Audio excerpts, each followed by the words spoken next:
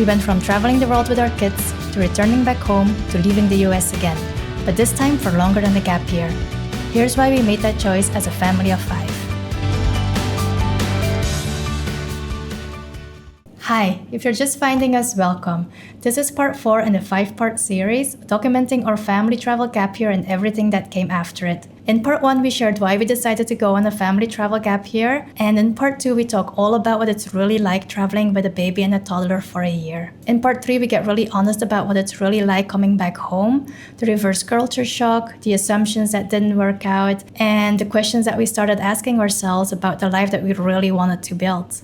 If you haven't seen those videos yet, I'll link those below. And if you're ready to keep going, let's get into it. In this video, we're sharing what prompted us to leave the US again as a family of 5. And this time, we weren't planning to come back after a year.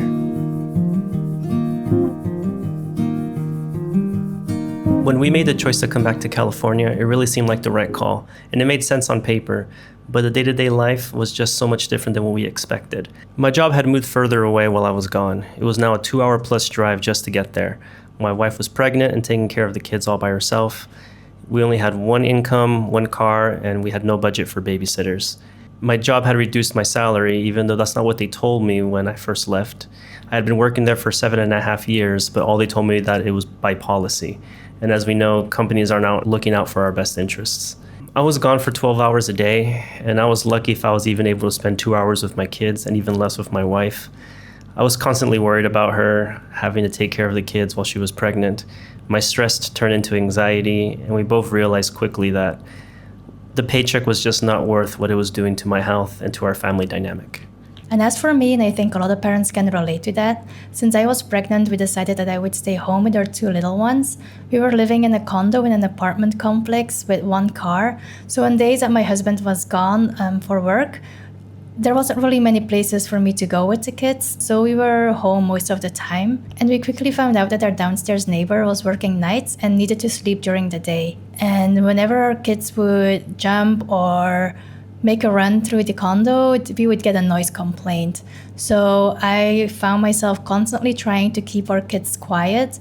And if you know anything about toddlers, you know that it's not very easy to do. So I was always looking for ways to redirect their attention, like using sticker books or doing arts and crafts, just to keep them still and quiet. And, doing such activities is fun at times, but when it becomes a necessity and you're always doing these kind of things to keep your kids quiet, it just really doesn't feel good. At least it didn't feel good to me as a parent. So I felt like I was always asking my kids to shrink themselves for the comfort of somebody else, a stranger, somebody we didn't really know. And as a parent, that didn't sit well with me, also because it's not aligned with the way that we want to raise our kids. Apart from that, we were on 1 income, dipping into our savings, and we were living in a high cost of living area since we were living in SoCal. And the life we were living was nothing like the life we had come home imagining.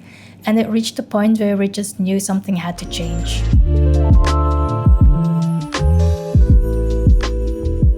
Our travel gap year wasn't just a vacation. We had spent a year living slowly, being in the moment, and deciding how we would spend time with one another every single day. And after experiencing that, going back to a life that didn't reflect those values was really hard to accept. We knew we wanted something different for ourselves and for our kids. We just didn't know where or how yet. And that can be an uncomfortable place to be, knowing you want something different, but you just don't have a clear answer yet. But instead of ignoring the feeling, we decided to let it guide us. I also had to undergo surgery, and that whole process really made me realize how important my time is. When my son was born, I couldn't even take time off. I only could take 4 days, and that was it. We knew coming back to California just wasn't the right call for us anymore.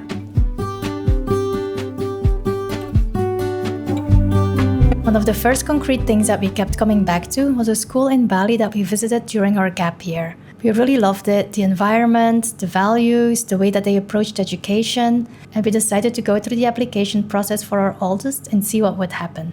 And she got in. She was accepted into 1st grade, set to start in August 2025. And while we were going through the application process, the research, the planning, the virtual meetings, the conversations that we had, one thing became very clear to us.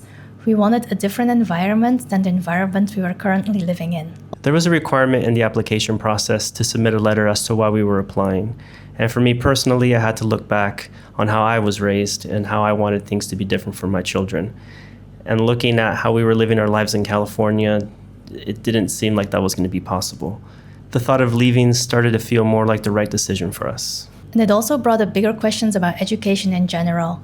We realized that the current education system in the US doesn't really align with how we want to raise our kids. And more than anything, we want to protect that curiosity that already lives within kids, to encourage them to look at the world with wonder and openness rather than fear. So we made the personal decision that for now, US schools are not where we want our kids to be. Let's talk about the practical side of this decision. The biggest one was financial. We were living in SoCal on one income, and it's very expensive, and it was just not working. And we knew a bit about the concept of Geo Arbitrage, where you move to a place where your money stretches further, where you can kind of buy back time and flexibility. And the more we looked into it, the more that it made sense for our family. But other things were weighing on us too. The political climate, the California fires happening close to us, and the general feeling that the pace and the cost of life there was working against the kind of family life that we were trying to build. And traffic was just terrible. My job required me to drive to different cities and counties, more than before actually. And when we actually had free time, we were just exhausted. We want to be clear, we love California and it will always hold a special place for us. But there's a difference between loving a place and knowing that it's just not the right place for you right now. And we understand that nothing is forever. We can always return to California if it fits our lifestyle at that time. Now, the decision to leave family again, this time for longer, was not made lightly. And we want to acknowledge that because those who reacted the strongest did so out of love. But sometimes love and fear can look the same. And a lot of the reactions we got were more rooted in fear rather than an actual understanding as to why we were doing this. And it wasn't even from their personal experience. They hadn't traveled like we had traveled or seen what we've seen. But when it's the people closest, it still gets to you and it makes you second guess your decisions. And there were concerns about safety, about raising our kids outside of the US, and we understand where those concerns come from. But to be honest, looking at our current situation, and especially the political climate, moving abroad didn't really feel like the risky choice. It actually felt like the more peaceful one. And some of the hardest things have been questions where family members would say, but we just want to watch our grandchildren grow up. And to that, our answer has always been the same. Please come visit us. You're always welcome. Our door is wide open. Because we're not taking our children away from people who love them. We left because we wanted to live a life with our children that are more aligned with our values and to be able to actually raise them. Some family members, not all, made us feel like bad parents for making this decision, for choosing a non-traditional path. And those moments were hard because you want those who love you to understand you. And if not understand, at least to respect your decisions. But we also had to be honest with ourselves. We had started to notice the weight of living a life around other people's expectations and comfort. And we were noticing what that was doing to us, both physically and mentally. And so we made a decision from love. Love for our kids, love for each other, and love for ourselves too. And we had to trust that even if not everybody understood it right away, that was okay. Here's the truth about how we were mentally. We didn't have it all figured out, and we still don't. Living a non-traditional path means living with a lot of uncertainty. There's going to be moments of doubt. And talking to family initially was difficult with questions like, oh, when are you coming home? Are you sure you're happy? It was really hard, and you second guess your decisions. But I will say this, my anxiety is gone.